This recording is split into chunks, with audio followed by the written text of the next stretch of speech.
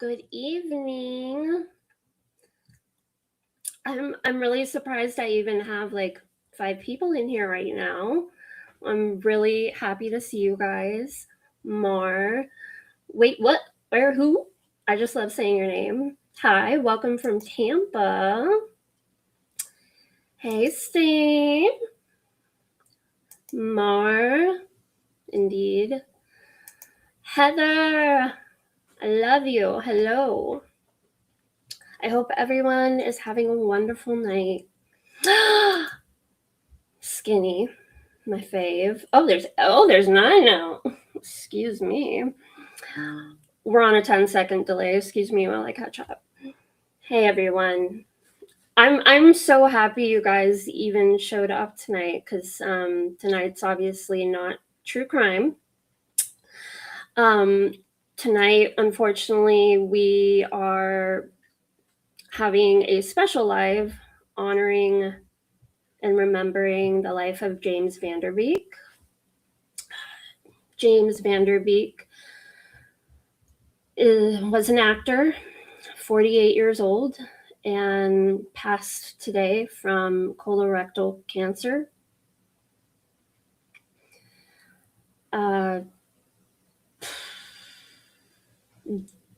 James Van Der Beek meant so much to me. I'm a millennial, obviously, age-wise. I'm such a millennial. Like, I'm painfully a millennial. And my very, very first teenage drama show that I ever got into was in 1998, and it was Dawson's Creek. And it aired on the WB on Wednesday nights at 8 p.m. And it was and is to this day my favorite TV show of all time. Like, that show shaped me. I was about 11 when it came out. And then by the time it ended in 2003, I was a sophomore in high school. So I quite literally grew up with that show. And it just has meant so much to me ever since then. Like, I literally do a rewatch almost every year. I sometimes skip, to be honest. But the last one I did was last year. And James Van Der Beek was obviously starred on the show as Dawson Leary. It was his fucking creek. I'm wondering if anyone in the chat, did you guys watch Dawson's Creek at all? I'm wondering if you guys hadn't watched Dawson's Creek, if you guys could say in the chat where you first saw James Van Der Beek, like what work you saw of his first. Because a lot of people also remember him from Varsity Blues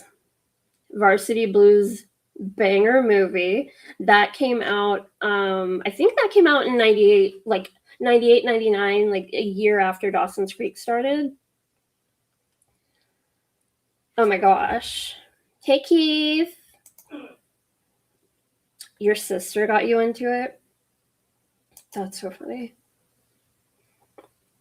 Oh my God, yes. So if you don't know James Van Der Beek from Dawson's Creek, I noticed a lot of the younger people in Gen Z have been bringing up him starring in Don't Trust the Bitch in Apartment 23. It was also starring Kristen Ritter, and James Van Der Beek played like a heightened, ridiculous version of himself, like polar, just opposite of who he was, but like just hilarious fucking role, hilarious TV show. And I would like, if I'm not seeing love right now online on Twitter for Dawson's Creek, I'm definitely seeing it for Don't Trust the Bee. Hi, Blind Hog. Yeah, so unfortunately, this live, why we're here this evening, is to kind of honor and remember him. He lost his life today. I believe he passed today, if not yesterday. He passed from colorectal cancer. He was diagnosed in 2023 originally with stage 3. Let me just get something going up here.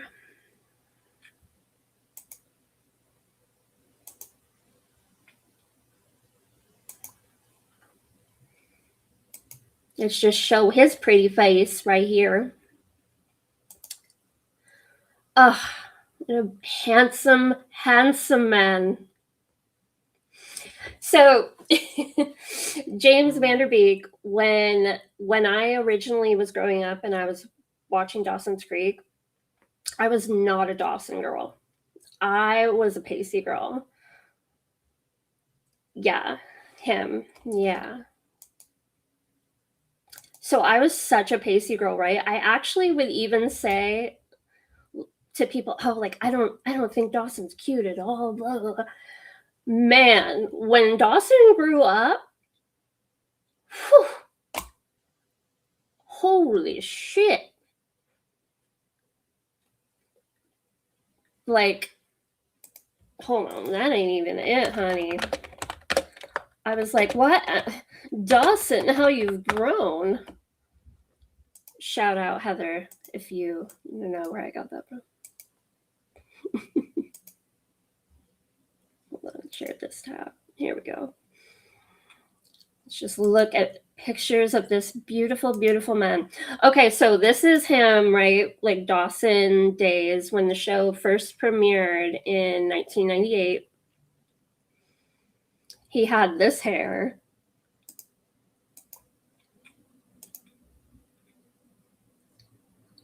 I just thought that hair was like the ugliest hair in the world. Oh, I hated that moment in the 90s. The long, like the Andrew Keegan hair. The Andrew Keegan hair. I didn't like Andrew Keegan either. But then that happened. Oh my God. Did he play football? Yes. Wait. No, he like did in a movie. Varsity Blues, the movie. Absolutely played football in a movie. Dudes, wait a minute. Dudes were way hotter than chicks in the 90s. I would have to agree.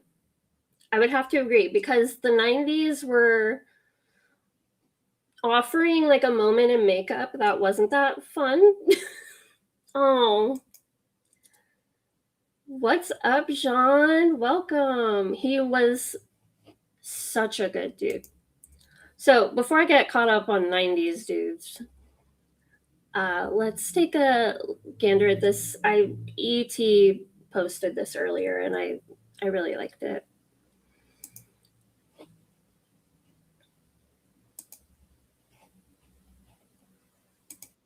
I had to come nose to nose with death. You were taking a look at your own mortality and the impact that that had on your wife and your kids. You said, what I found was that I am worthy of God's love simply because I exist. And the same is true for you. That really sat with me. It felt like something I really believed. I guess I am the Dawson's Creek guy, huh?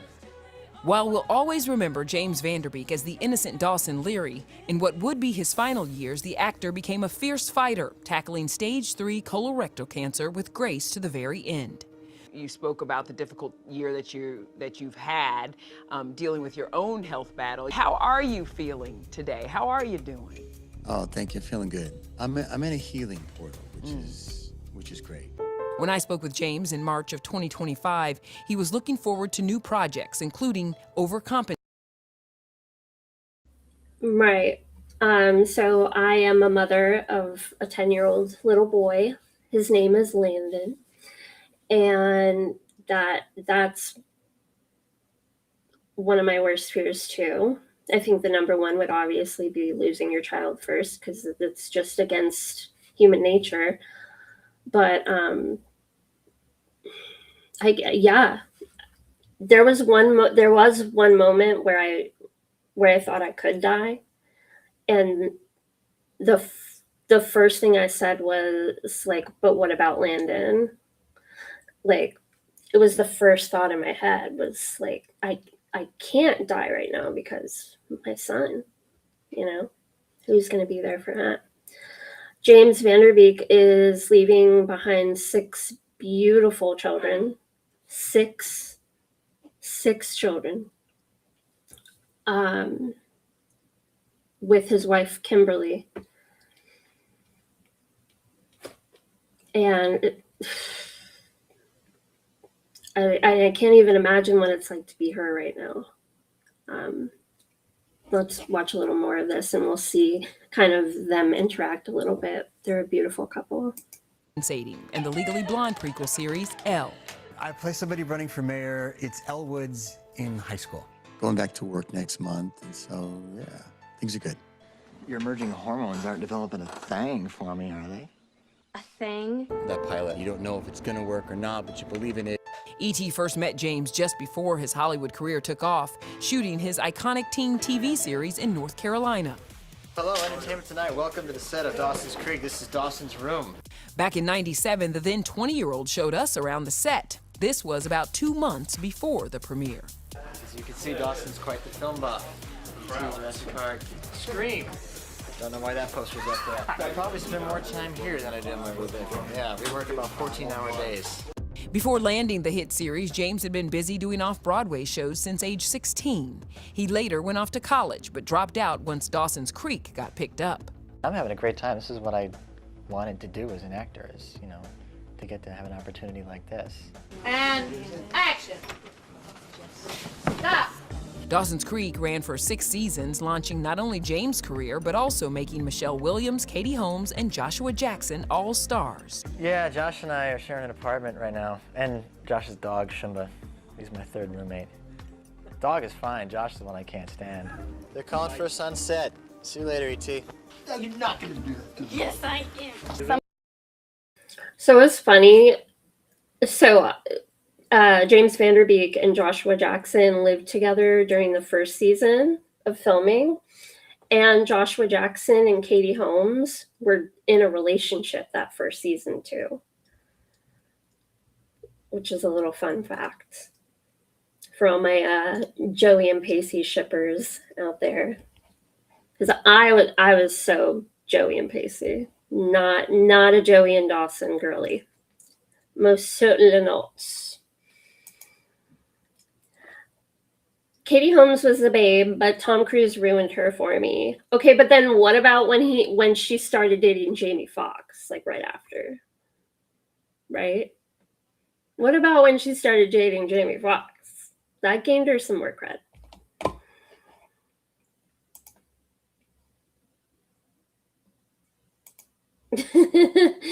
I love that you always knew the behind the scenes of all the shows and stuff. Hey, yeah, everyone, Simone is my like IRL lifelong friend. She knows all the tea.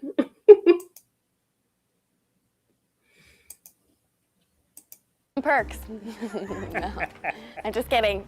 James and Katie were each other's +1s at the Emmys in 1998, but by the following year, he was trying to shake his Dawson's image, gaining 10 pounds of muscle to play a tough high school quarterback in Varsity Blues. I don't want your life. I went to the gym like a maniac before we actually started shooting. So by the time we actually got in with the football players, I kind of had a false sense of confidence that I could step in and take a full speed hit. Of course, I ended up on my back seeing stars.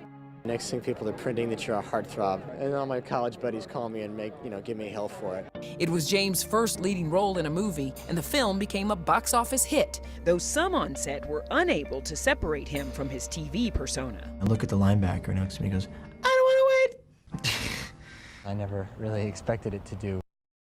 Hey guys, I know we've all heard of the zip code for Beverly Hills, 90210, right? It's 90210. But have you ever heard the zip code for Dawson's Creek?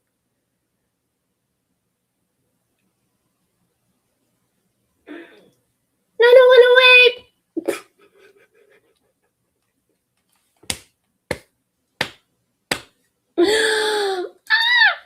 This well. have you won other acting awards, or is this the first one? First one. The role helped him win an MTV Movie Award in 1999, but James always kept it real, joking backstage with E.T. I think the Academy is swayed by this. I think they're thinking they really missed the boat by not nominating me. I've definitely grown up from Dawson. We're not deluded into thinking that this show is the best thing on earth. You'll never find anyone more critical of the show than all of the actors on it. As far as being a role model, you'll have to march to your own drummer, I think. The actor tried to distance himself further from Dawson on the big screen, playing a college drug dealer and brother of a serial killer in the dark. So James Van Der Beek, what like, you guys liked that, by the way? You liked it? You liked it? I don't want to wait. But James Van Der Beek, unfortunately, like, he's an amazing actor. He got so typecasted by the role of Dawson. So typecasted. It was so hard for him to, I would say, of the whole cast, it was the hardest for him to break out and find like separate success outside of Dawson's Creek, which was so lame because he's so extremely talented. But he, like, especially like in later years, he was getting really amazing projects. So like he was in Pose, so good. Dark and racy drama, The Rules of Attraction. I loved it. I loved every minute of shooting this film. And he was a post-Civil War Ranger in Texas Rangers, all while on breaks from shooting his TV hit. I had facial hair, I had chops as they shaved me down, made the hair blonde again. I looked in the mirror. He is Forever Dawson, and it reminds me a lot of like Matthew Perry, and not in the way they died or anything, but like Matthew Perry experienced that after Friends. Like, he could not get out of the Chandler role, and he had a really hard time too. But the thing with James Van Der Beek, though, whenever they would ask him about Dawson's Creek and so, he was so gracious, even though I'm sure there were a million other projects he wanted to talk about. Like, he always still had so much like respect and love for that show. I almost cried. I was like, oh, I'm back to Dawson again. By the end of a 6-year run on a show. Look at that! Look at that beard! What is that? This might be the only time I don't like a beard on a dude. Burnout. He's still adorable, though. Swore I'd never do it again. Welcome to this dark little corner of my mind. But post-Dawson's, he did go back to TV, from playing a serial killer in Criminal Minds to a cameo on How I Met Your Mother as an 80s heartthrob who let himself go. That's the reason I did it. Simon is now fat and bald. I said, sign me up. He's not breathing. CSI. I mean, it's probably the biggest franchise in all of television. And after a 2-season stint on CSI Cyber, James would later transform again to much praise playing singer Diplo in the 2017 parody series, What Would Diplo Do? Dude, that song is flames. The actual real Diplo said, just make me look completely ridiculous. I'm exec producing, I'm showrunning, I'm writing, I'm starring in it. I can see that. I see the vision. When you're doing self-parody, you need two things. You need to be able to just lampoon the person. I like the light facial hair. Like what he's rocking here, perfect. And you also need a reason why you want to hang out with that person. I just came here with a willingness to make a fool out of myself and not much else. First off, my name is James. It's not Dawson. Shh, don't say a word, my little man. Throughout his career, James handled being kind of typecast as Dawson with humor, from SNL to playing a fictionalized version of himself in Don't Trust the Bee in Apartment 23. Hey, Tiger Beat. Hey, with my schedule.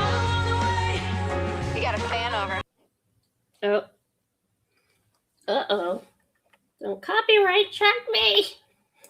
Oh, God, there's like nowhere to hide, and then like some dude comes off the bench. Ah! Imitating life moment, he played a Dancing with the Stars competitor, some 6 years before he would compete for real. I have been asked, yeah. I've always been. Hi, Augusto. I know. Freaking blows. Too busy working. I pitched a storyline where fake me went on fake Dancing with the Stars, but I was afraid to do the actual thing. As for his life off screen, just months after divorcing his first wife, Heather McComb, in 2010, the star married expectant girlfriend Kimberly Brook in an intimate ceremony in Israel. Why did you decide to get married in Israel? That's our favorite place. What's your favorite part about Halloween? Trick-or-treating. The pair would go on to have 6 kids, but not before enduring plenty of heartache. We lost the baby. Well, I've had actually 5 miscarriages total, but the last 2 were significant in that they hospitalized me. The revelation, live on Dancing with the Stars in 2019, became extra emotional when he was then eliminated. Can I give it to James? No. That's lovely of you to say that. The world moves on faster than you heal, doesn't it? Reach out to friends and family and loved ones and talk about it. 8 months later, James lost his mom. He was heart. Him and his wife, James and his wife Kimberly, very publicly went through that miscarriage while he was on Dancing with the Stars, and she had gone through several others, but this one and another had been pretty severe. It was so sad, and he was amazing on Dancing with the Stars. I only ever watch Dancing with the Stars if I like really love someone that's on there. And so when he was on, obviously I watched, and I was obsessed. Like I literally still watch videos of him dancing on Dancing with the Stars because it's so good. So good. Broken. Shortly after, the pandemic hit. James left Hollywood, moving his entire family to a 36-acre ranch in Texas. Then, in 2023, the star was diagnosed with stage 3 cancer, keeping it a secret for more than a year until a tabloid threatened to reveal his condition in 2024. Where are you at in your journey right now? Thank you so much. I'm feeling great. Feeling really strong, in a very good place. Yeah. Thank goodness. Thank you. Yeah. And just 3 months after helping raise awareness for colorectal cancer on Fox's special The Real Full Monty in 2024, James admitted the disease was greatly affecting his marriage and family life. No longer be a husband that was helpful to my wife. I could no longer be a father who could pick up his kids and put them to bed. He even sold merch from Varsity Blues to help pay for treatment. Let's be heroes. But through it all, James leaned on faith and family. They supported him during his stint on The Masked Singer, one of his last projects where the anonymity was healing. The one and only James Vanderbeek! I suck as a fan right now because I still have not watched him on The Masked Singer. I have no idea. I low-key did not even know he was on there, and now I'm dying to hear him sing. Put on a mask and connect with an audience and not have cancer be a part of it Hi. at all was awesome. Saw your kids coming out to surprise you. Robin and Ken were both getting teary-eyed. How meaningful was it to have your family there? It was everything, man. They were what inspired me to do it. How proud are you guys of your dad? So proud. Oh my God. I'm really proud. You did do the full Monty. Now you've done the Masked Singer. Country roads take me home. In this season of your life, has it changed what you want to do professionally? You know, I think what I'm more determined to do than ever is just follow my bliss. Why don't we rewrite the stars? Singing was something that I love. Dancing I love. It's really just all about following my heart and going towards the things that I know will light me up on some level, that I feel I can contribute to, that I can bring something to. What's on the other side of fear is just this tremendous sense of not just accomplishment, but like relief.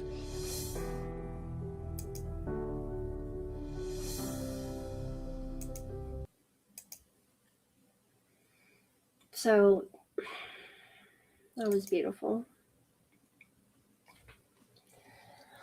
I've never heard him sing before, and that was actually pretty good. now I need to like go back and listen to that. And that makes sense because he got his start in acting doing like local theater stuff, school theater and locals. So it would make sense that he could sing like a theater kid. And yeah, fuck cancer. Fuck cancer, guys. Okay.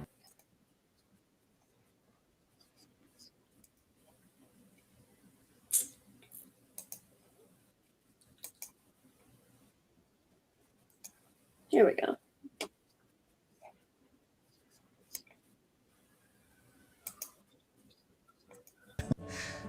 Mind, body, spirit. Yeah, this is either going to take me out of the body or it's going to teach me how to truly live in it. On August 31st of last year, I became one of the many, many millions of Americans and people around the world. So this was in 2024. So he was diagnosed in August of 2023. And again, that was with stage 3 colorectal cancer. When I first found out that he had cancer, I was shocked, obviously, because he's so young. But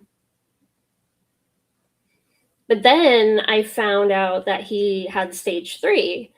And I looked up like the survival rates of that and all that stuff. And it looked so promising. It looked so promising. It said it like had one of the highest successful survival rates and all this stuff, right? So when I saw him getting worse and worse, I didn't understand what was going on. And now we're finding out that his family is struggling financially because the cost of his healthcare has just put them in financial ruin. Anders, he is 48 years old. 48 years old. So, where am I going? Where am I going? Here I am.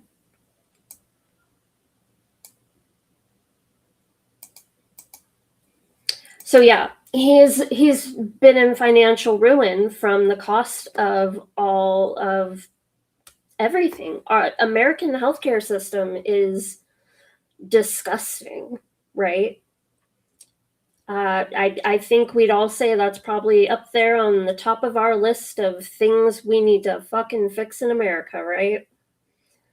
And I'm not trying to get political with this by any means. This is a live to celebrate James Van Der Beek, but it is a very important discussion to have, and to not have it be a political discussion, and then to instead say healthcare is an all of us need. It's not a Democrat issue. It's not a Republican issue. It's a human issue. This is what we deserve, which should be just a common basic human right to have health care. I strongly support Medicare for all.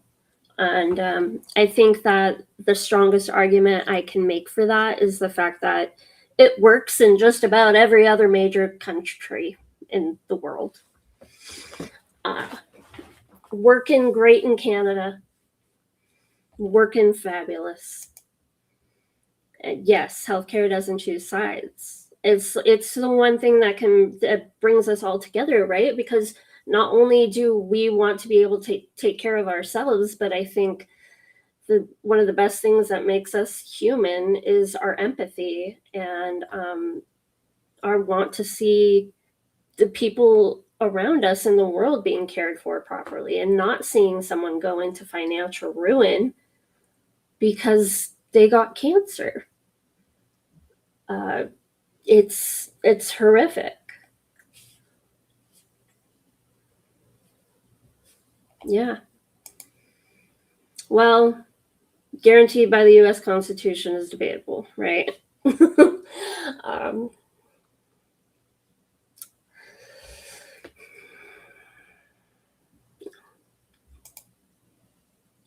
the thing that makes us human is our humanity and ability to love one another. Correct. Right. To love one another and to care about one another and to want to see your fellow neighbor like not suffer and certainly not have to go broke for it. So James Vanderbeek right now, his family, I hope I pinned that. It should be pinned at the top of the chat. They did open a GoFundMe for his family. They have been put in such financial ruin by the cost of his health care and treatments. Now it was almost going 3 years that he had been diagnosed and treating his cancer. So they have a GoFundMe up to help support his family just with the cost of living, medical bills, anything you could possibly think of. Okay, I don't think I have it up here. Let me repaste it.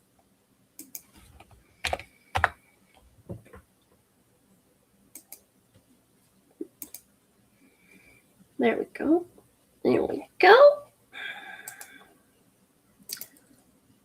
Let's take a visit to that. I want to see how it's doing. Because when I looked earlier, it was doing really great. So amazing. This has been up for 6 hours. And so far, his family has gotten $839,256 of donations. Oh, that makes me so happy. Whew. Oh. It's just, my poor empathetic little heart. Also, I was looking at these top donations, and one really stuck out to me, and I don't know if I can see it anymore. Yeah, I don't think I can see it anymore.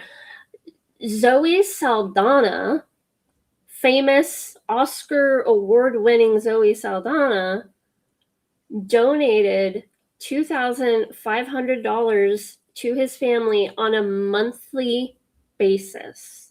A reoccurring donation of $2,500 going to James Vanderbeek's family from Zoe Saldana. I cried. I couldn't, that was one of the most beautiful things I've ever seen. Realistically, that's a famous person's child support pay. Well, maybe not a famous person, but a child support payment, right? That she's now donating for as long as they need on a monthly basis. It's incredible woman. Incredible.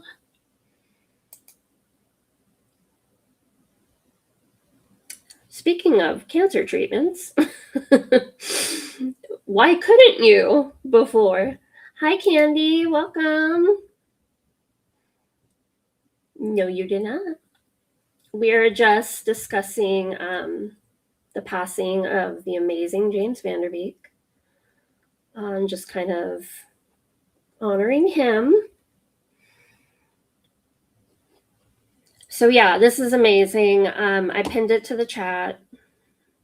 If anyone can donate, by all means. World, who found out I have cancer. It was stage 3 colorectal cancer.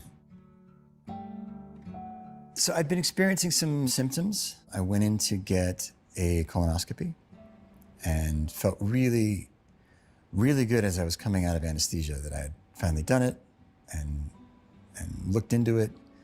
And as I was coming out of the haze, the gastroenterologist said in his most pleasant bedside manner, It is cancer. And I think I went into shock a little bit. At the time, I didn't feel like I had enough information to panic, because all I knew was that it was cancer. I didn't know what stage it was. I didn't know if it had spread. I didn't really know much about cancer, to be honest with you. It's been my first brush with it. So, yeah, there's a part of me that felt like maybe I wanted to break down and fall apart, but then the more logical part came in and said, well, you just don't have the information yet. You don't know what this is. I went to bed that night, woke up the next morning like I hadn't woken out of a bad dream. And that's, I think, when it really weighed on me that I was in for a process I had not anticipated, and that all of my best laid plans were about to get uprooted, probably, and pulled out from under. I mean, I'd said yes to a movie. I had things I was working on. So there was this slow realization that my schedule was really no longer under my own control. And thus began the full-time job of having cancer, signing up for all the various medical portals and getting on the phone with insurance. So optimistic. So optimistic.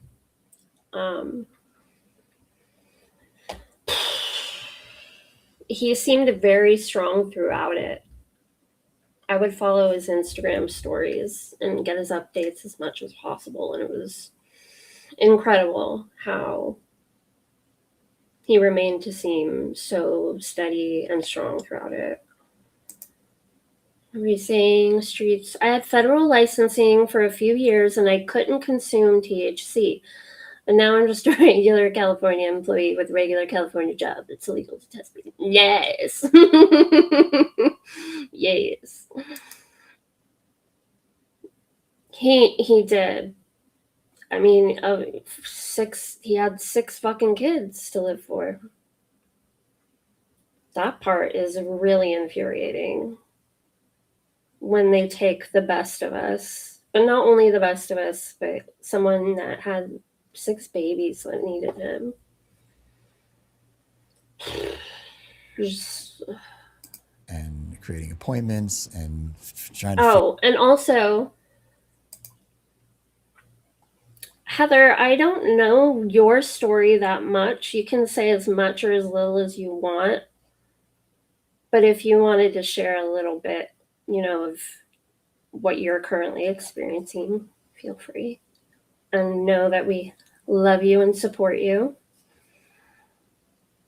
Figure out how to catalog information and test results and share them. And I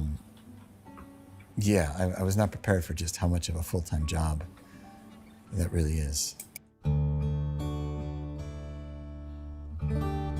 was able to get in right away and get scanned. Found out it was still localized. It had not spread, but it was stage 3, which is not what you want to hear. It's not stage 4. I really didn't feel like this was going to end me.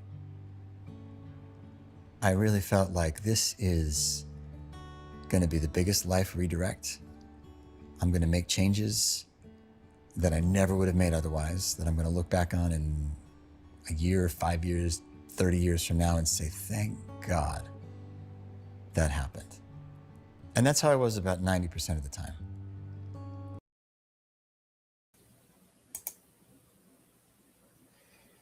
Hebby says, well, I'm in remission, but in order to keep it from coming back, I have 2 years of infusions, but my outcome looks good. That's amazing. Ow! Ow! Ow! Thank God. Hell yeah. Hi, beautiful. Hi, Eve. That's so amazing, Heather. Oh, amazing, amazing. Can you remind me what you were diagnosed with? And again, anyone just joining us, we are discussing and honoring and remembering James Van Der Beek, who we just lost at age 48 to colorectal cancer. And fuck cancer.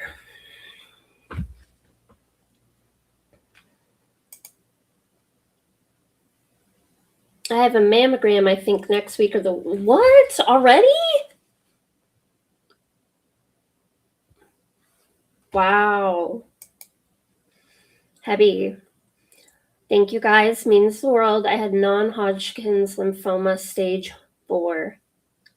That's insane. We're so blessed you're with us. Absolutely love and adore you. I'm so happy you're in remission. Oh, babe. You guys, what? What? When did this happen?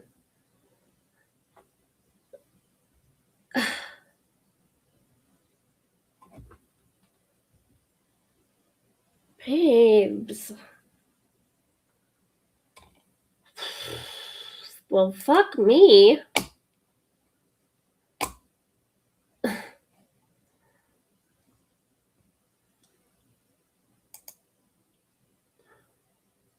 Do they not anymore? Do they not? Thank God.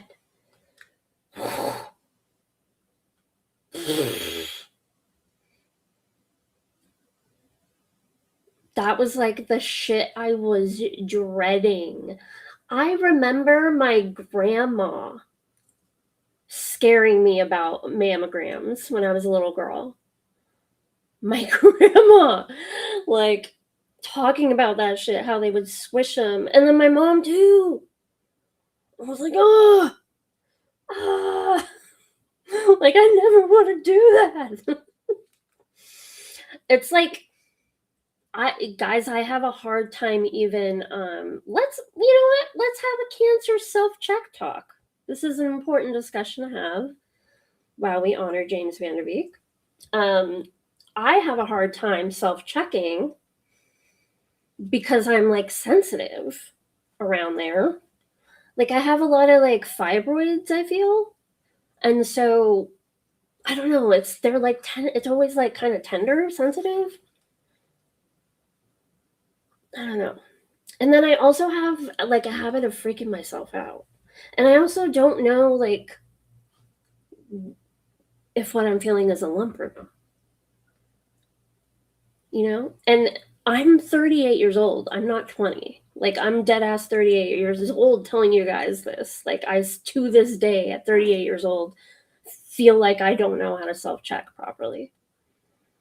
You know? It's hard when you have like I have ginormous boobs. It's hard.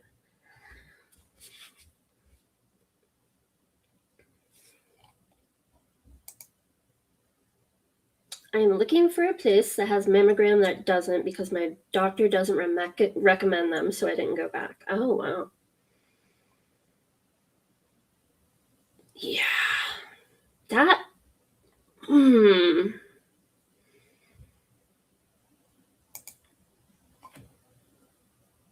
Oh, yeah. Yeah, because there's also like just, I don't know. I don't get it. I went the last time this is probably 3 years ago. I felt like I might have had a lump or something weird, was like feeling tender for a while. And so I had the doctor, my OBGYN, do a self-check. She said it was fine. I was like dreading having to get one of those. Yeah. I'm like lumpy. But there's also like so much going on there because they're so big. So it's like, I don't know what the fuck I'm feeling for. Do guys have to do this with their balls? No disrespect to the amazing James Van Der Beek, but real talk. Like, do they? Do they have to like?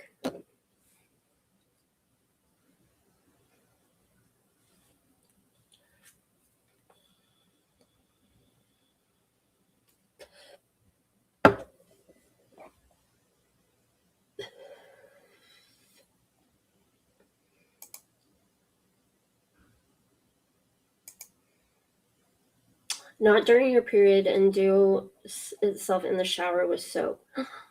Oh, okay.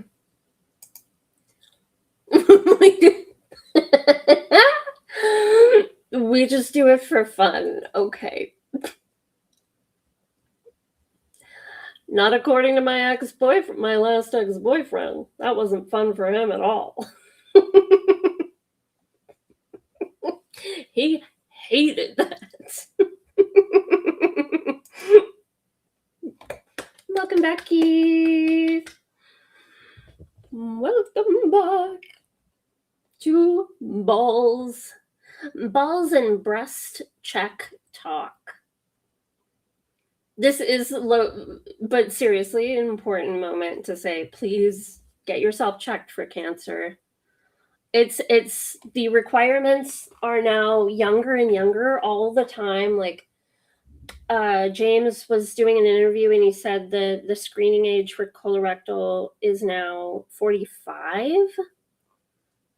which is so much younger. I remember it just going down to 50. Now it's like 45. It's crazy. Playing with these nuts.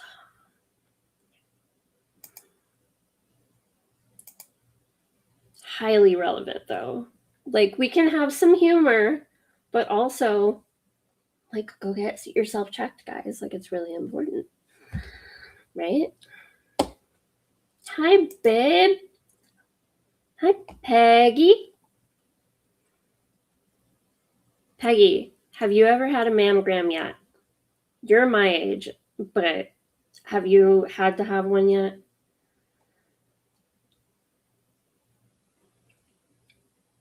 Question. We're just talking about how awful the squishy, oh my god, I have nightmares about having to get the squishy boob one.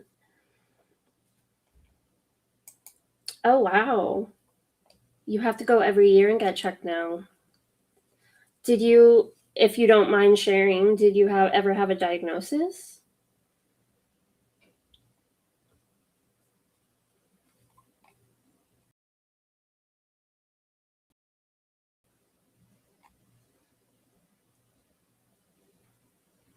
I always sleep with a bra too. Although the one I got some stupid ones off TikTok.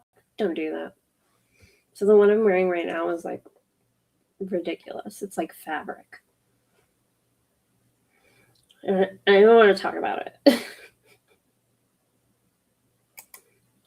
Just some density. Well, that's good. Okay. That's good. How do you find that out? If you have density or not? Is it just like through a hand check? Y'all are laughing, but that's true. Y'all are laughing, but that's true. I feel like mine, because they are so big, because mine are so ridiculously big, like, if I didn't wear a bra to bed every night, they'd probably be to my ankles by now. I'm just saying. She's once a month tops. I don't know what that life is like. Must be a nice life. Must be full of not back pain moments.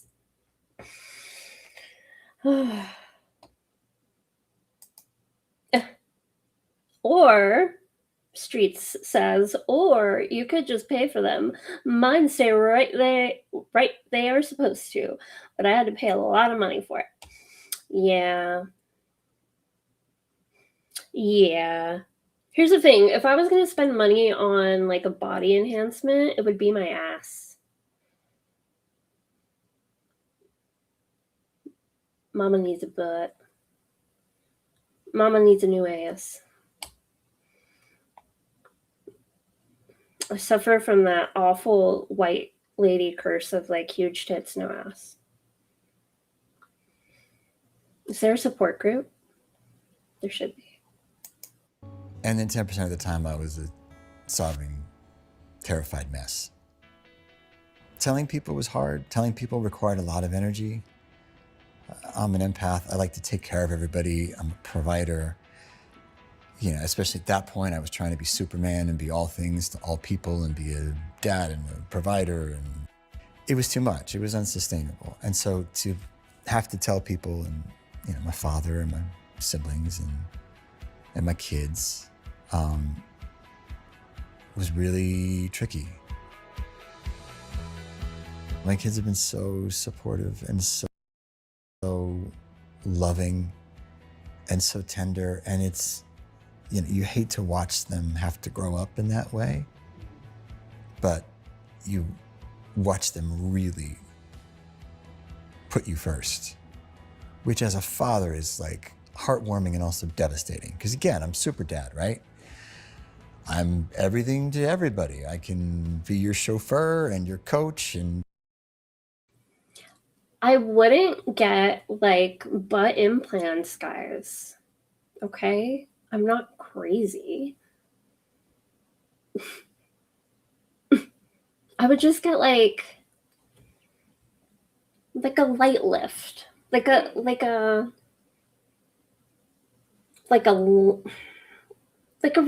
reshaping maybe? I don't know.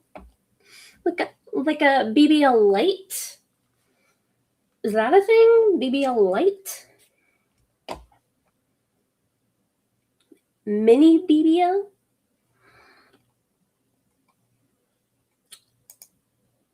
I'm gonna do Botox soon. I've never done Botox, but I have done filler. I did side squirrel chat room full of ADHD people. Squirrel. I got filler here once when I was like 32, because I have the line right now. That's where I show my age the most. And then I got a little filler under my eyes because I have really bad dark circles. So I tried to do filler under the eyes to see if that would help. It was kind of pointless, honestly. And then, but I only did those once. And then I did a laser, like a CO2 fractional laser, which was amazing. It's that thing that a bunch of celebrities get where afterwards they look like their face is like bleeding off and peeling and shit and grotesque for like 5 days. I did that. That was amazing. That turns your skin back 10 years and it lasts for like a year. It lasts about a year long. And when I got it, it was like $1,500, but now, because I want to do it again, when I go to look it up on like Groupons and shit,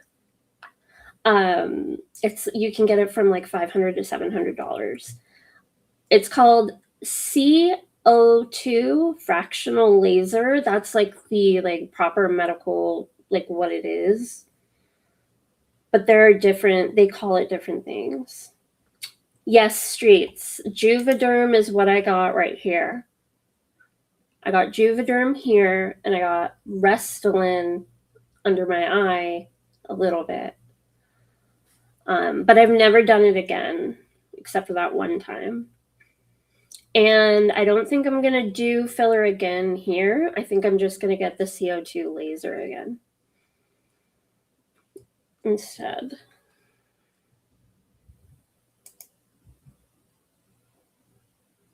Wait, your eyebrows are high like mine, so tell them to go higher than normal on forehead, FYI, or you might hate it. Why? Oh my God. Candy, if I get Botox in my forehead, am I going to look like Laura Mathias?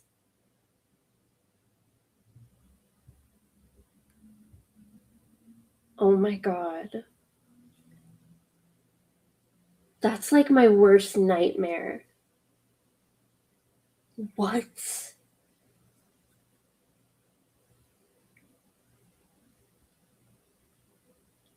Can you Y'all, if I ever come here on this camera doing a live and I look like Laura Mathias, y'all better fucking tell me. Do not have me fucking coming in here crazy and you do not tell me. Do you understand? Okay. Thank you.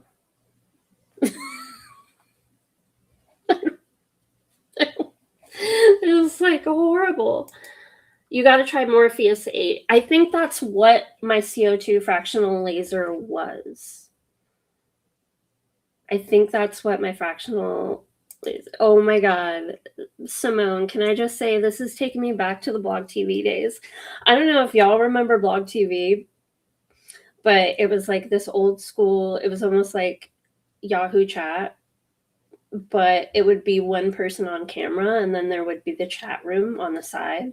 It really is just like Blog TV, kind of, when you think about it.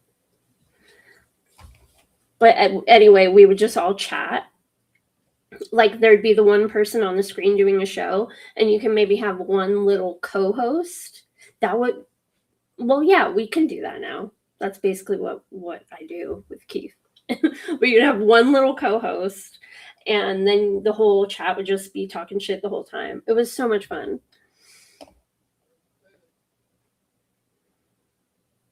I actually met my husband on Blog TV. Actually, he is legally my husband currently, but I haven't been with the man since 2020. So we'll call him ex-husband for all intents purposes. Oh, I'm just giving you all the tea tonight, guys. All the tea. Cook dinner and put up the Christmas decorations and take them down and, fix the door and do everything. And I want you to never have to worry. Every kid is different. Every kid processes it differently. They all hide a little. You forgot I had a husband? You forgot I had a whole husband? A little bit differently. And yeah, they're scared. I think it's natural. And so. A fan of what? Me? Fan of what?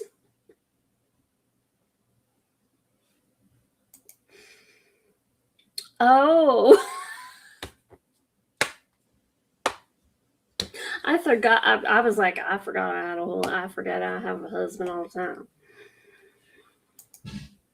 I didn't know you had a husband. LOL. Okay, guys, he's not my husband. Like, legally, he's my husband, but he's not my husband. We have one child. We have one son named Landon. That's him scurrying away right now. My baby. But yeah, we have one son, Landon, but we haven't been together since 2020. And he has a girlfriend who is pregnant with my son's future sibling. So we really got to get that divorce. Hey. It's been a real opportunity for connection to be there with them and really dig in deep and ask them to express their thoughts, their fears, their concerns, and to recognize when it comes out in their behavior in other ways. And then the biggest thing I've asked every doctor I've had is, what are the odds, be straight with me, that I can get my kids to stop calling it butt cancer? And I will say, prognosis is never good on that one. I fucking love him. Did y'all hear that shit? Hold on. Calling it butt, the odds. The biggest thing I've asked every doctor I've had is, what are the odds, be straight with me, that I can get my kids to stop calling it butt cancer? And I will say, prognosis is never good on that one. I don't. Oh my God. Butt cancer.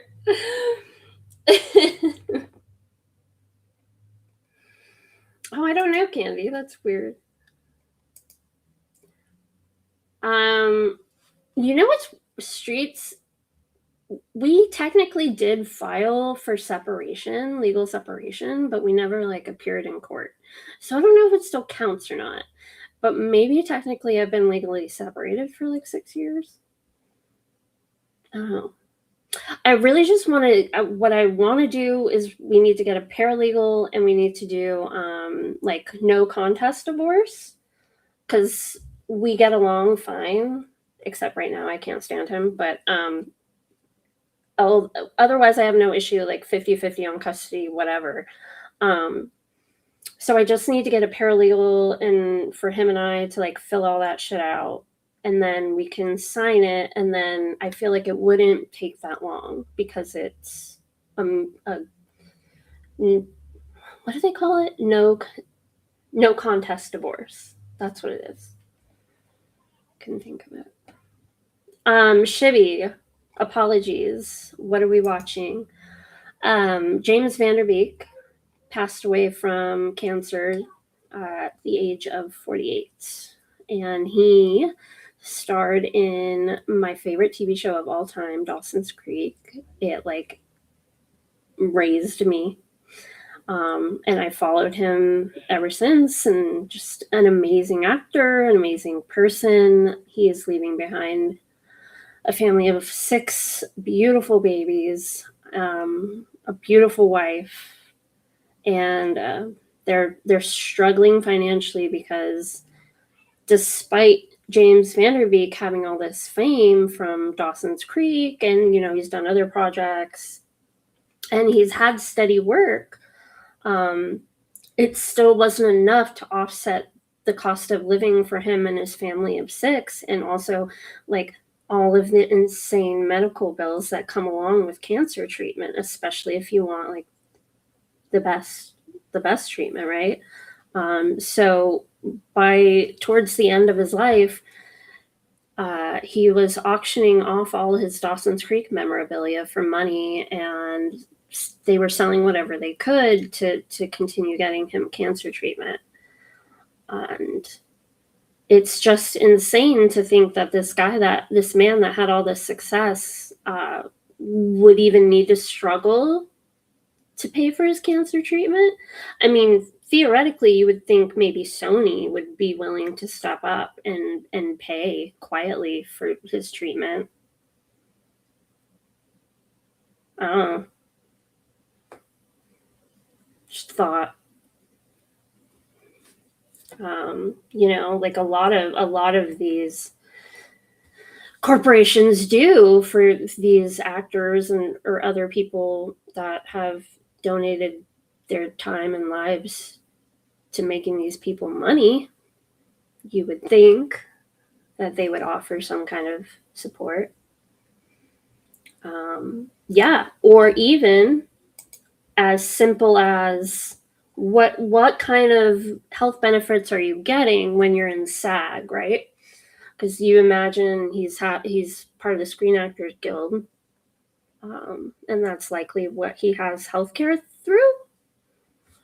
Yeah, it's the SAG union would get them good benefits, right? You would think, but then when it comes to when someone gets cancer and all of I don't know anything about anything, so forgive me if I say anything that's incorrect, but you think about all the crazy treatments you then have to add on when you get diagnosed with something like cancer, and then that they just charge up the butt for everything, and like everything goes beyond, and you're paying like 20% or 2%, 10% co-insurance payment of like hundreds of thousands of dollars.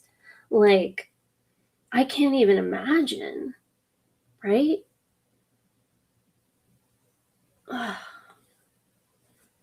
Yeah, and our healthcare system is so broken. Hi, Laura. So what I was reading today too is very interesting and unfortunate, is because James was on the network, the WB, that's where Dawson's Creek was originally airing.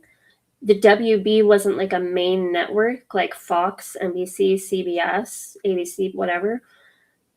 So they didn't get, their actors don't get the residuals, the sweet residual deals and shit that network stars get. When you're on a network like WB, you get cut off from that shit. So he wasn't even receiving like adequate payments for like all of that work that then went on to stream on everything you can think of, Hulu, Netflix, all of them. Right?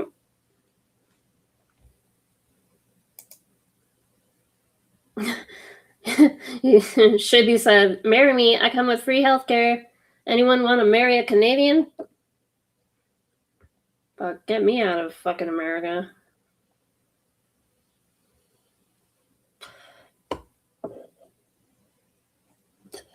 It's honestly not a bad, like, that's a way to sell yourself, baby. Hey, marry me, 90-day fiance it, free healthcare. It's a pretty sweet deal. There you go. Love connection. Healthcare connection. What do they say? Healthcare marriage babies. Marriage healthcare babies. Oh, Shibby, do you like Degrassi the Next Generation? Actually, do you just like Degrassi in general? It doesn't have to be the next generation. She wants all the generations. She wants them all. Me in particular, I am a next generation loyalist.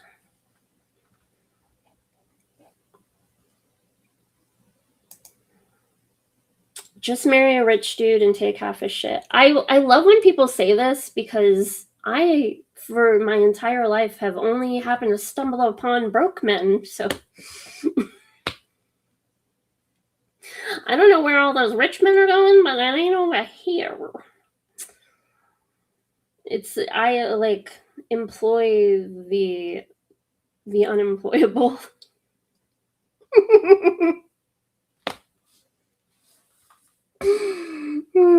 God help me. Dude, yeah, all my exes are broke. Except I don't I don't know if my first love is. Shout out my first love. I have no idea what his financial situation is. Great guy though. Great guy. Okay, you know what? I wanted to take a look at some Twitters.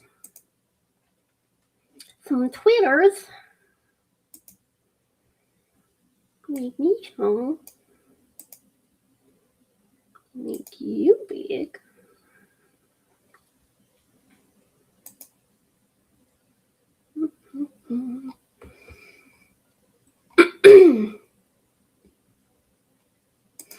Let's watch him. Some of these clips from him on Don't Trust the Bee in Apartment 23 are amazing.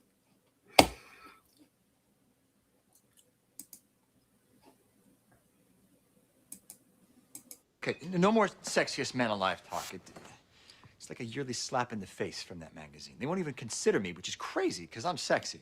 Right, Connie? Goodbye. Why'd you end the call so fast? Sexy.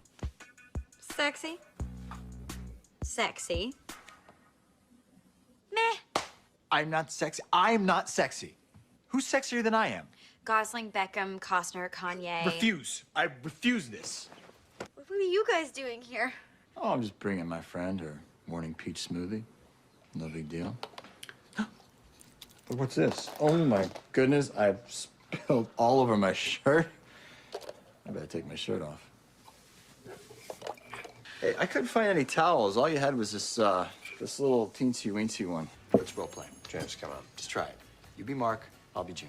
I don't. It's hard, I know. It's scary, but We'll do it together. No wrong instincts. It's total safe zone.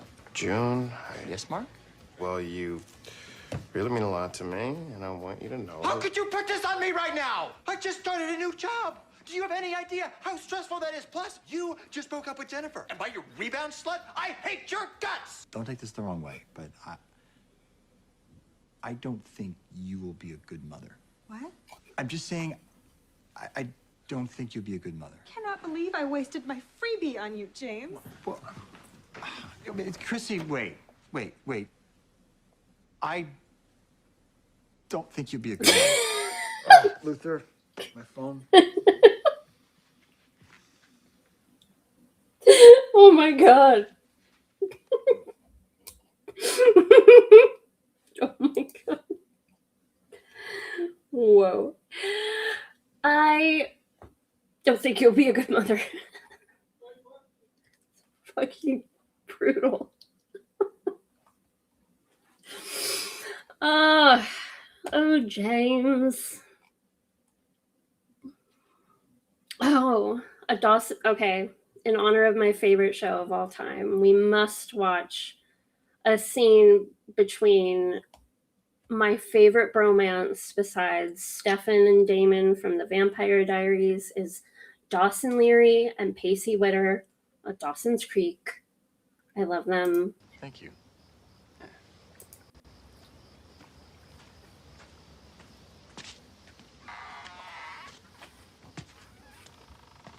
Casey? Listen. Hey, what are you doing here, man? Long story. At the moment, bringing in some firewood. What are you doing here? Well, I was in town, so I wanted to check on your mom, see how the repairs are going. Wow, thank you. You all right? Yeah, I'm fine, but I checked my dad into the hospital today.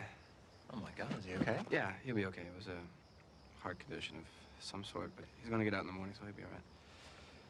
But, you know, no matter how tough you think your dad is, it's a little disconcerting seeing him laying there all vulnerable. Yeah. Turning the whole world upside down. Yeah. Which is probably what made me think of you.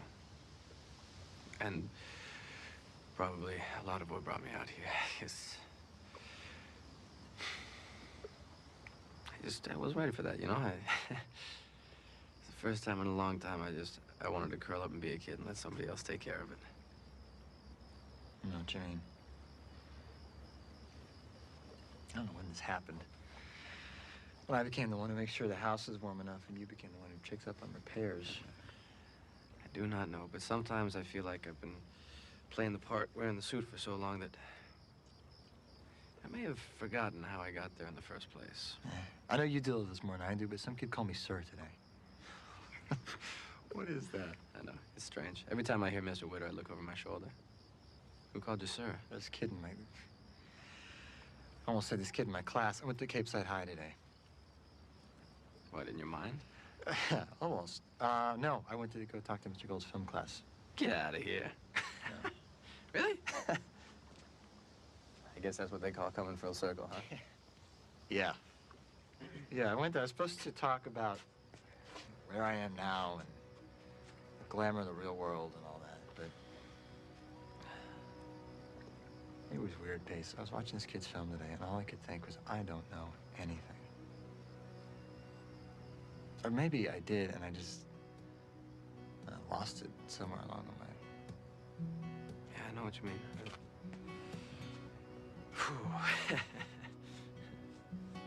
Being here. Starting to play some music. I loved them so much. Shibby said, was he in any movies? Yes. As a matter of fact,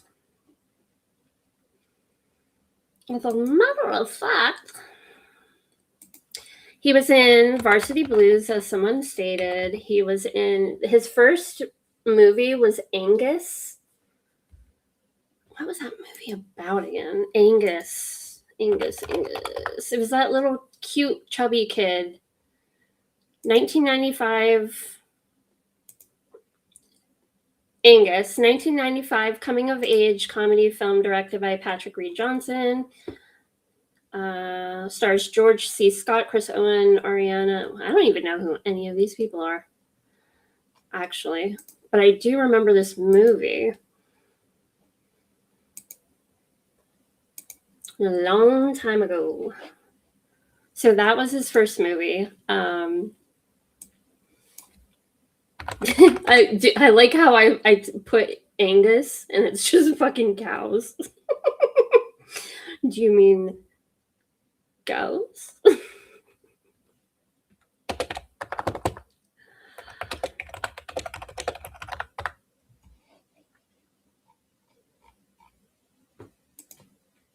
Beef. Beef. All right. Let's look at honor his freaking long list of work here. Holy moly. Oh, that's right. I remember he was in Clarissa Explains It All. Angus. These are all TV shows. He was, oh yeah, he did a little cameo in Scary Movie. That was funny. He was in Jay and Silent Bob Strike Back playing himself. The Rules of Attraction is so good. You guys, if you have not seen The Rules of Attraction, you need to watch it. Okay? Okay? From the corrupt minds that brought you Pulp Fiction and American Psycho. So I pretend to be a vampire. Search for this night's prey. Who will it be? What are the rules of attraction? I think I'm in love with this girl. She's sweet, pure, innocent. She's a virgin. Say what you want. Abstinence is 100% safe, which is less of a percentage than... Whatever, I don't care. I don't major in math. It's totally blank. Typical. Do what you feel. It might be fun. You know you want it. You're drinking. Drunk. I'm drunk. Tonight's the night. Oh, who's a lucky boy? Sean Bateman. He's a dealer. Call security. Get what you deserve. Don't stop, don't stop, don't stop. Come on, come on, come on, come on. I think it's kicking in. Oh, yeah. Gross, dude. I only did it with her because I'm in love with you. From the novel by Bret Easton Ellis. Where's my money? He's got it. You bring me my cash. I want to know you. What does that mean? Nobody knows anyone else. She's not ever gonna want to see you again. Are you crazy? Define crazy. Deal with it. So what do you think? What do I think? Rock and roll. The rules of attraction. You're game, right? You're gay, right? Dude, oh my god, I can't believe you haven't seen that movie, Heather. Oh my god, that movie is so good. So, like, fun little note, I didn't even realize until maybe like a year ago. James Van Der Beek's role in this film, his name is Sean Bateman. Okay? Does that sound familiar to you? It should, because Sean Bateman is the brother of Patrick Bateman, as in American Psycho, Patrick Bateman. It's all a part of that series. So this is like a prequel to American Psycho about Sean Bateman. This came out in 2002. So like right at the end of Dawson's Creek. Dawson's Creek ended in 2003. Oh, so good. So good. You've never seen what? You've never seen American Psycho? Wow. American Psycho is good. It's like camp. It's horror, but campy horror. You know what I mean? It's a good time.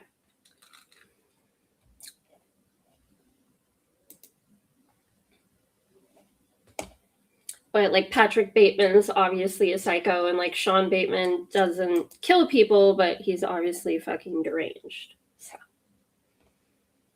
Hi.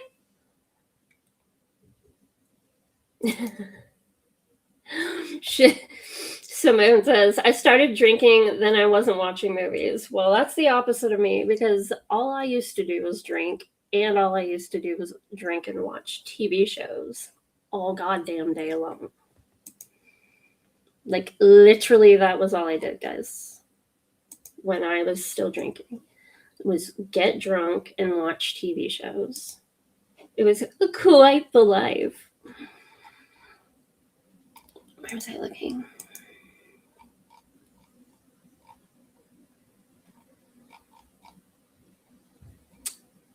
Okay. So Mary Margaret Humes, who played Dawson Leary's mom on the show Dawson's Creek, so James Van Der Beek's TV mom, came out with a statement. She says, rarely am I at a loss for words. Today would be the exception. James, my gracious warrior, you fought a hard battle against all odds with such quiet strength and dignity. I will always love and admire you for that. Our last conversations, merely a few days ago, are forever sitting softly in my heart for safekeeping. To our extended Dawson's Creek family of friends, please be respectful of our silences at the moment, as beautiful Kimberly and family have asked for peaceful privacy for now. So sad. Oh,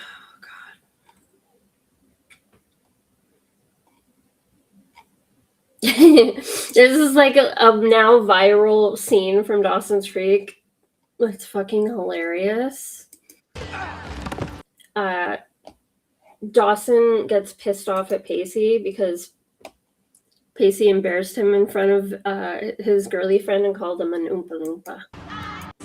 Check it, Oompa Loompa. Hey, ladies, I really love what you did with that last cheer. Check it, Oompa Loompa. Hey, ladies, I really love what you did with that last cheer. I love that.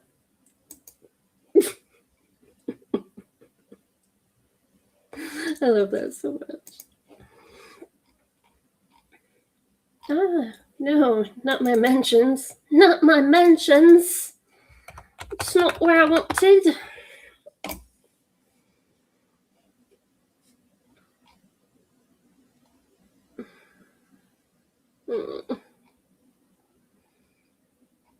This amazing stuff.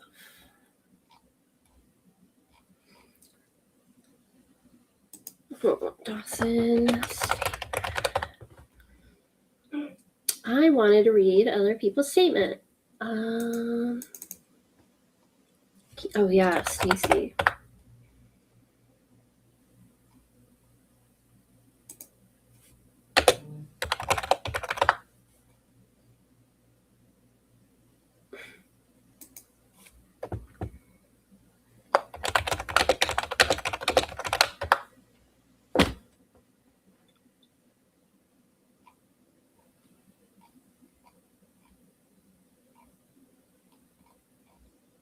Here it is.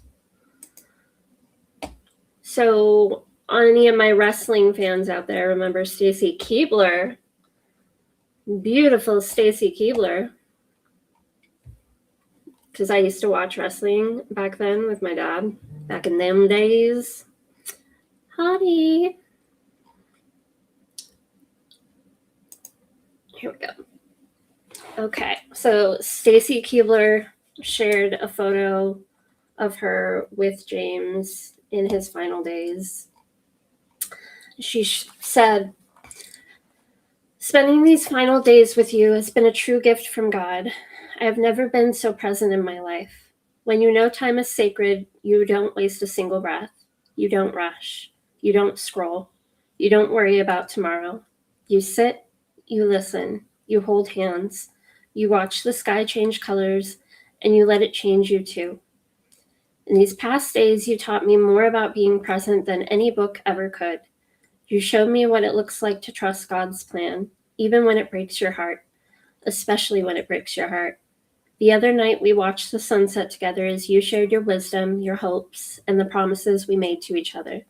We talked about how this world can feel upside down, and how maybe a star crossed the sky, as if to remind us none of this is random.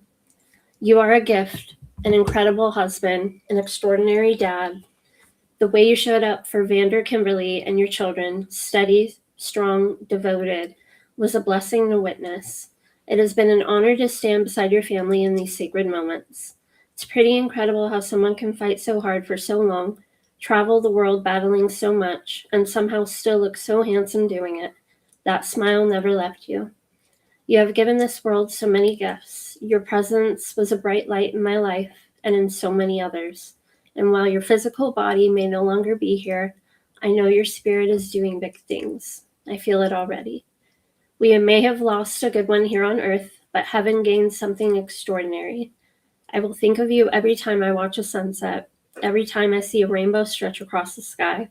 I'll know you're there. And maybe the lesson you leave us with is this: the present moment is everything. Love the people in front of you. Say the words. Watch the sunset. Trust God even when you don't understand. Thank you for changing me. I will carry you with me always. Wow. I'm not crying, you're crying.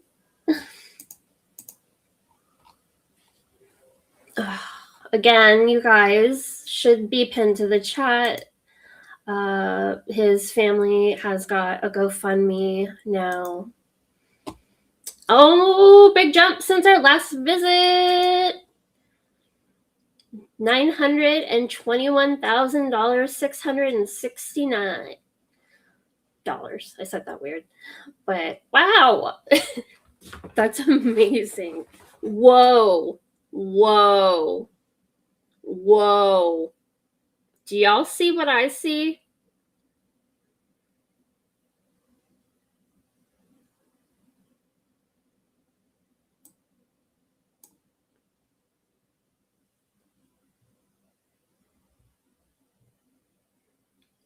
Is that a health insurance company? Is that a motherfucking health insurance company?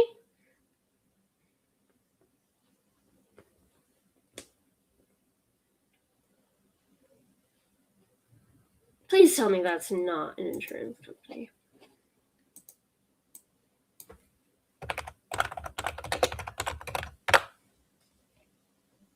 Okay. Oh, thank God.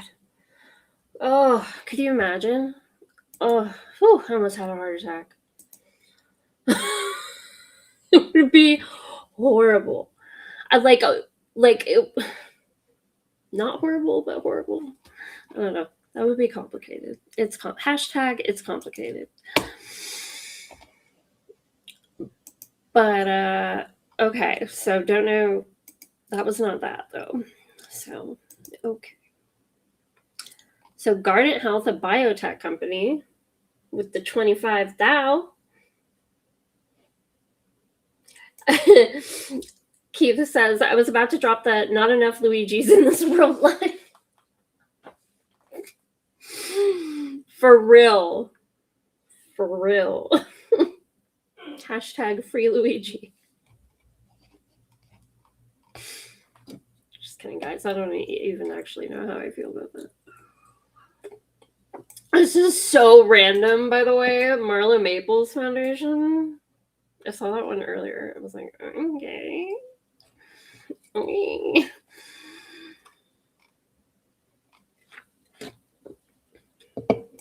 That's so awesome, though.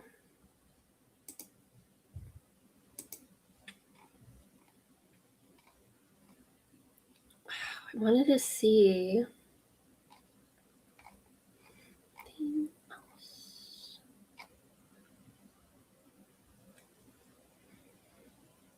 Oh my God, wait. He was on.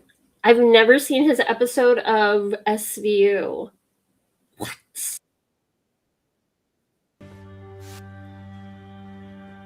So talk to her. He doesn't deserve you, Anne.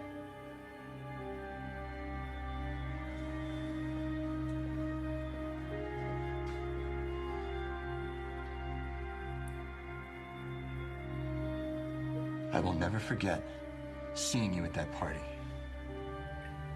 Pregnant. Glowing. You smiled right at me. You said, we're so blessed. This is our miracle baby. Well, no miracles for me. I never found the right one.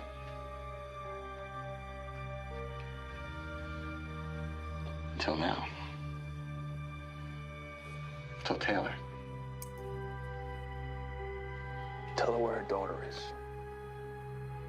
I'll tell you, Anne. Only you. I need to see you first.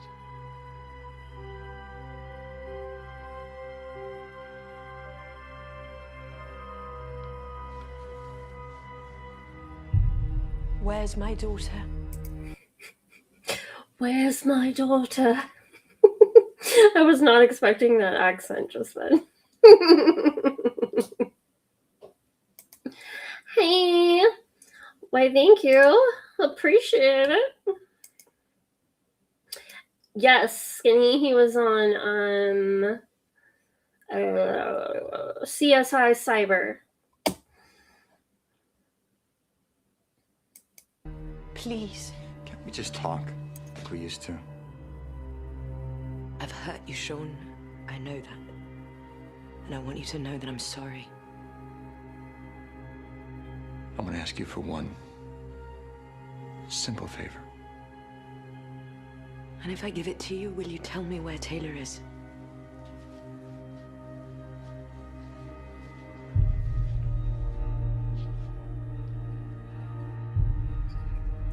Oh no, he did the...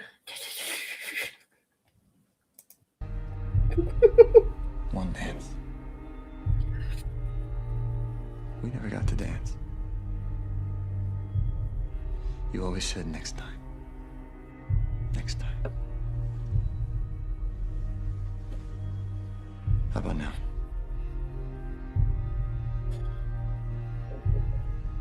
Whatever you want, Sean. And I want him to watch. Your husband, the doctor. I want him to feel what it's like to see you with another man. Now this is more smut-like than the smut book reading I've been doing the last couple weeks. Whew. Holy. Hi, DB. DB says, I don't know how you can cover the career of James Van Der Beek when...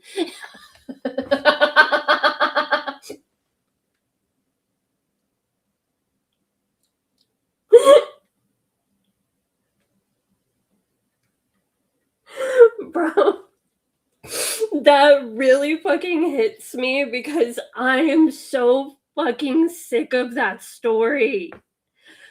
Y'all, if I see one more AI generated picture of Nancy Guthrie, I'm gonna...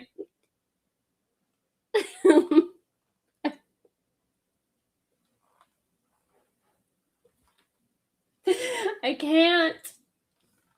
I'm so over it. I'm so over it. Fuck. Someone find her already. I'm over it. The whole thing feels so weird. The whole story feels like a fucking psyop. Like, I don't even know.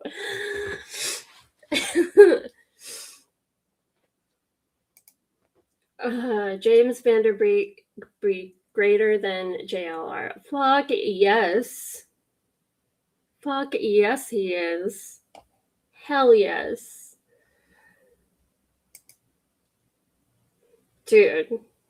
Nothing was worse than the thumbnails I saw of poor Miss Nancy Guthrie AI version getting chased through the dark by some faceless villain.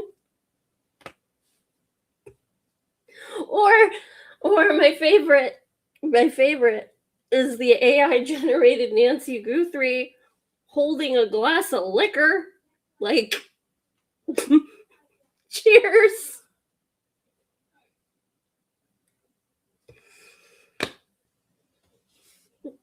Why? I don't know.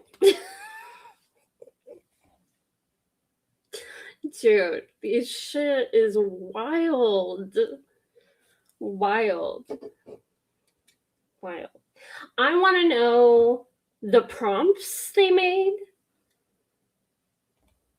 Dude, at least Cryptex's AI is like, it takes work, I feel.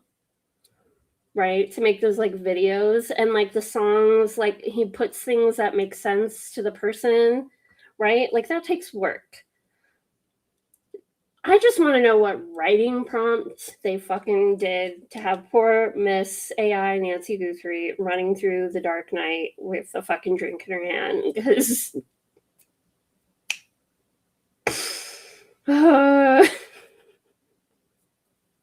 so weird. It's so weird.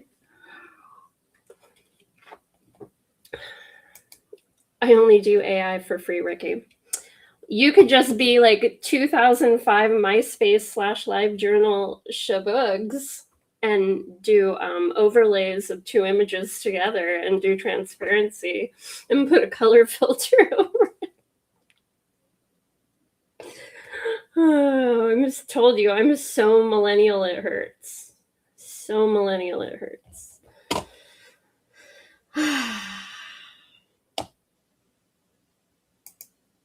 Everyone has lost their damn minds. Yeah. And that, oh, thank you.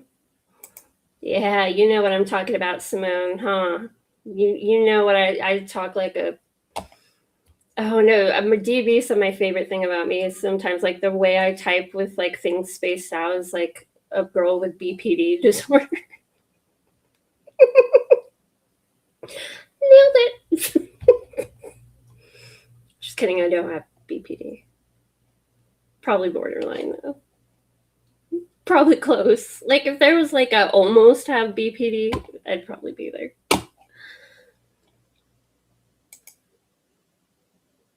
Yeah. I don't even know who the suspect of the week is at this point.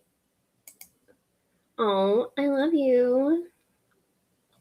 I love your styles. I still love your styles. You be having the most banging fashions, girly. God. You know what? Let's play a game. Sidetrack, side quest. Side quest.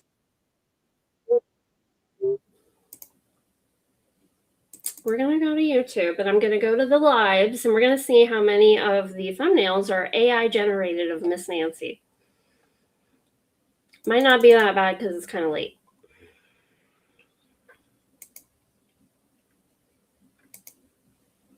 Let's see here.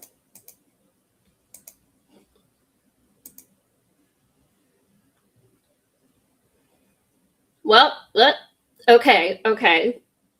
This one kind of doesn't count because it's not like her face. It's not Nancy or like the sister or anything, right? It's just like a knot. That's not bad. This one is pushing it.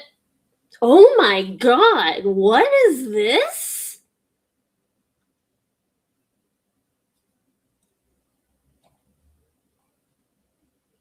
Y'all, Lauren Matthias is live right now.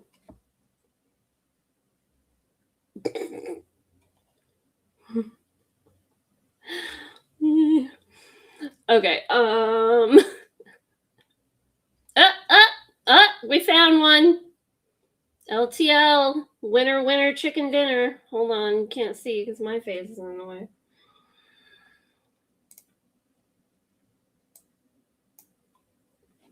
Winner.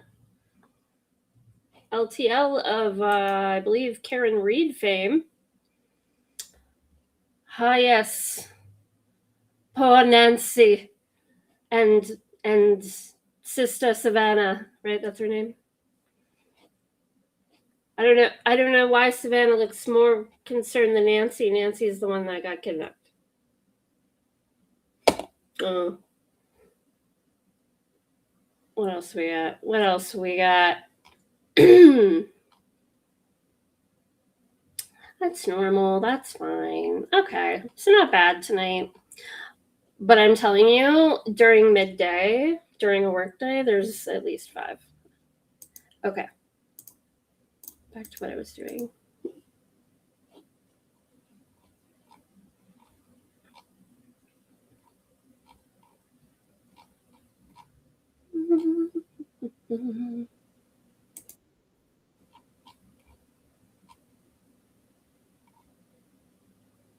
Okay, here we go. I wanted to read another statement. So, Busy Phillips has also since put out a statement regarding James's loss. My heart is deeply hurting for all of us today. Every person who knew James and loved him, anyone who loved his work or had the pleasure of meeting him, all of his dear friends and community that surrounded him as he battled this illness, especially his parents and brother and sister. But I am profoundly heartbroken for his incredible wife, Kimberly, and their 6 magical children. There's a GoFundMe for them to help out, and I'll put the link in my stories. James Vanderbeek was 1 in a billion, and he will be forever missed, and I don't know what else to say.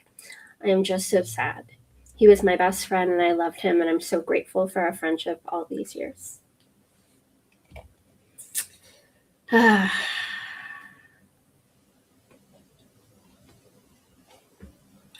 Bummer.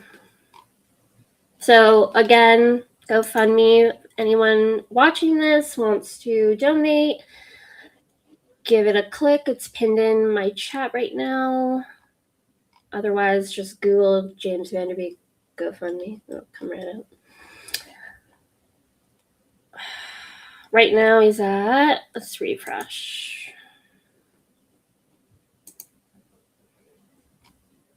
$944,000. Yeah. That's amazing. Okay. Also, just another reminder, Medicare for all, y'all. This is crazy. It could have been, should have been avoided. There's no reason that James's family should be struggling right now. I'm very happy to see it looks like they're going to be getting a lot of support and help. So it's amazing. Thank God.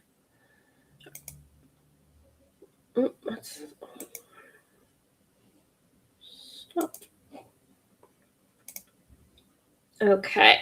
I went to the Nancy Guthrie subreddit today. It's so fucking funny and unhinged. Shall we? Shall we do a crossover before I go to bed? Let's do a crossover.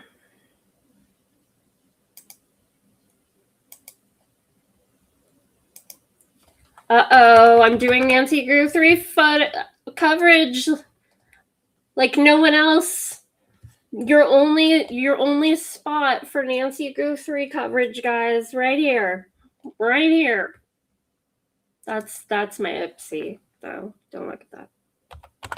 Don't look at that. That's about my makeup. Community?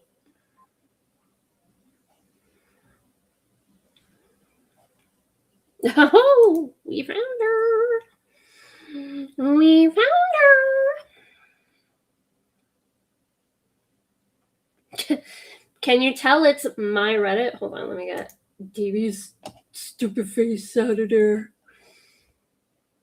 Stupid cute face. All right.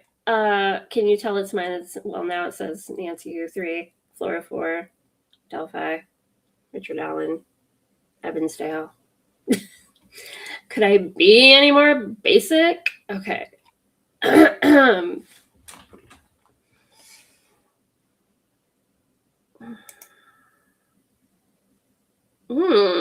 Did not want me big. Get the fuck out of here.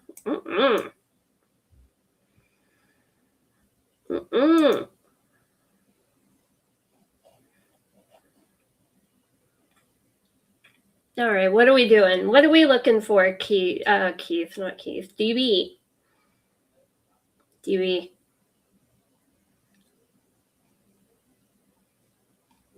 Is there anything in particular I should look at? Do you think it's interesting, Laura? I'm like the one person in the world that doesn't find this story interesting. I find the hysteria around it interesting.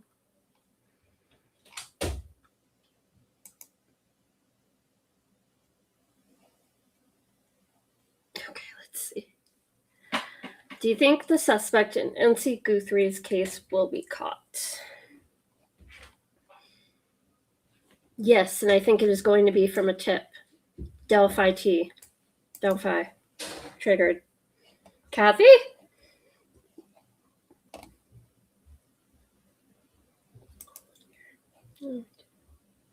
Don't look at me. Whoa. Don't do that.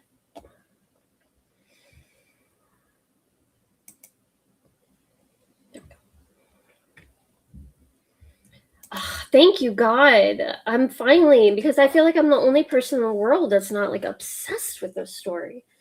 God, here I am talking about it though, and let's go to the Reddit.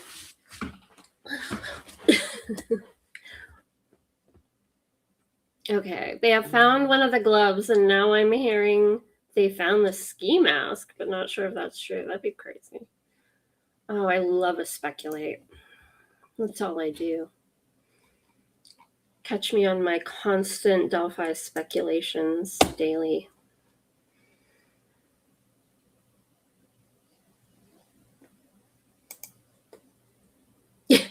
I mean, I do think it's interesting, but I only think people are insane. Fair.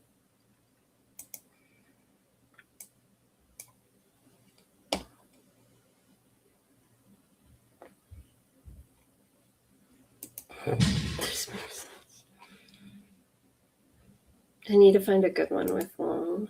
Okay, this has a lot of comments.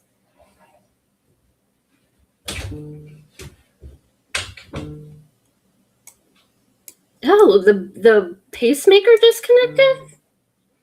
I didn't know that. Is that true?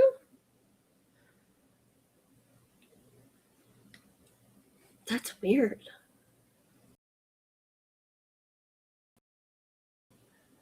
Oh no, you didn't derail. Wrapped it up. Wrapped it up.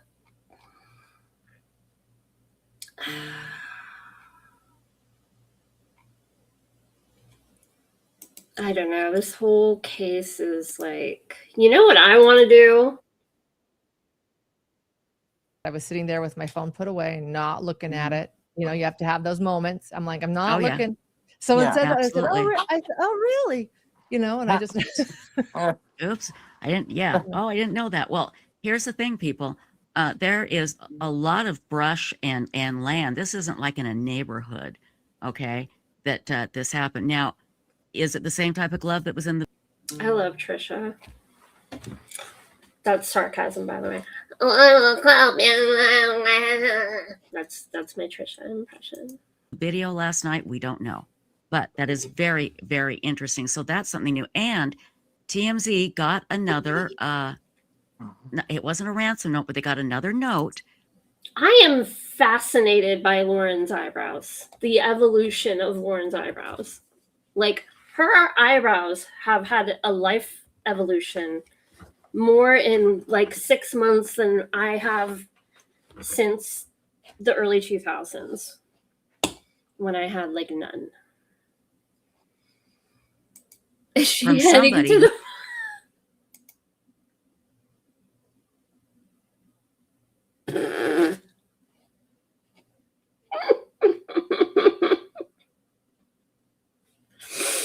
Oh my god.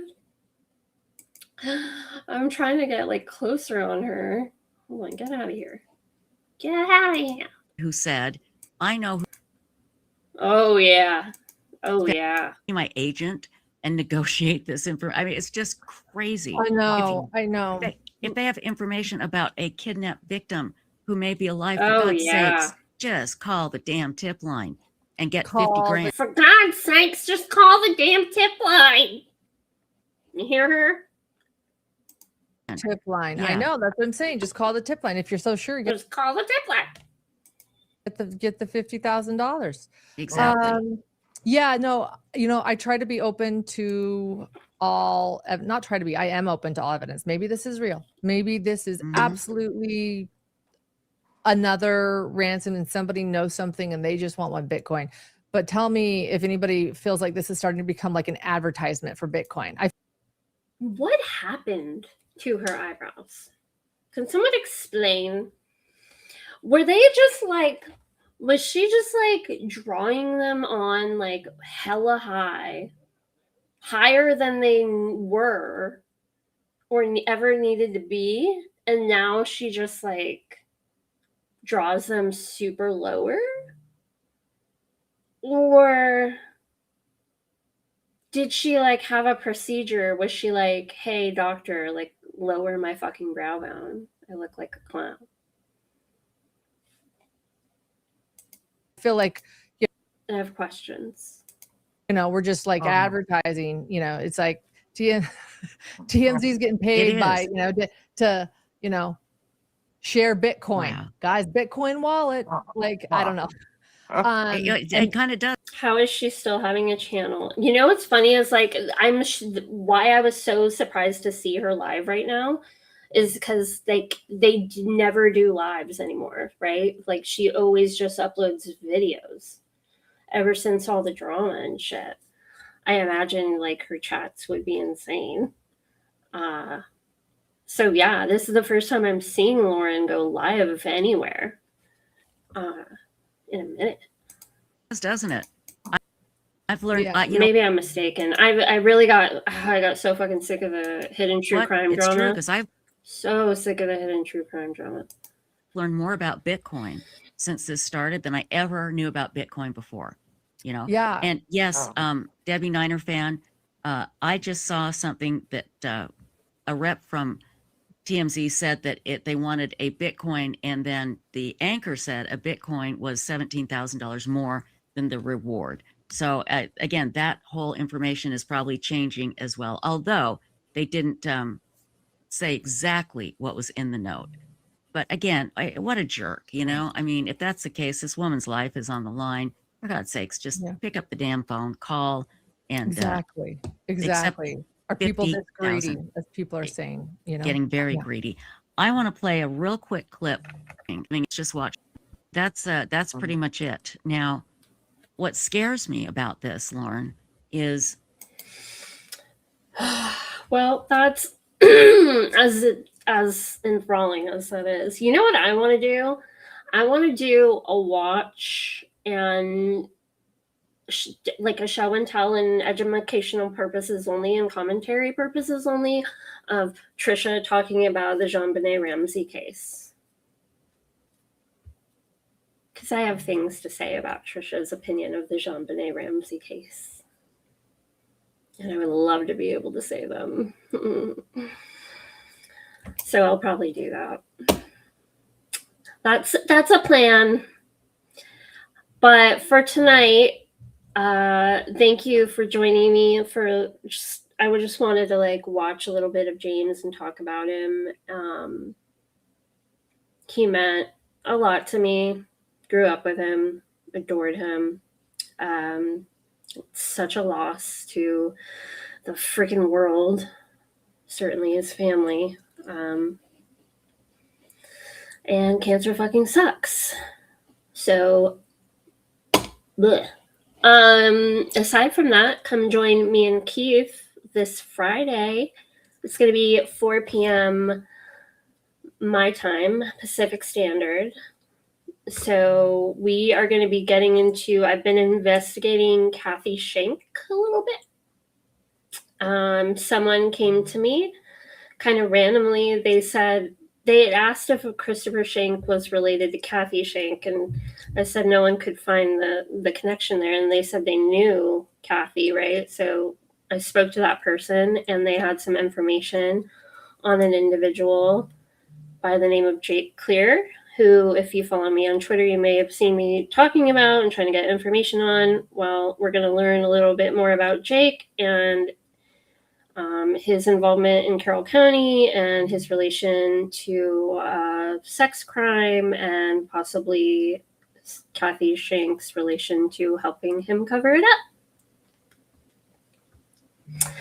So, join me and Keith on Friday, 4 p.m. And then after our show, Carrie's going to be doing a show with Criminality it's obviously the anniversary of the day the girls were kidnapped on the 13th. So it's going to be a long day full of Delphi content while we remember the girls and also remember that we got to get Rick Allen the fuck out of there. All right. Thank you guys so much for coming tonight. I love you all so much. And I'll see you soon. Bye. Oh, subscribe and like, please. Thank you. Bye.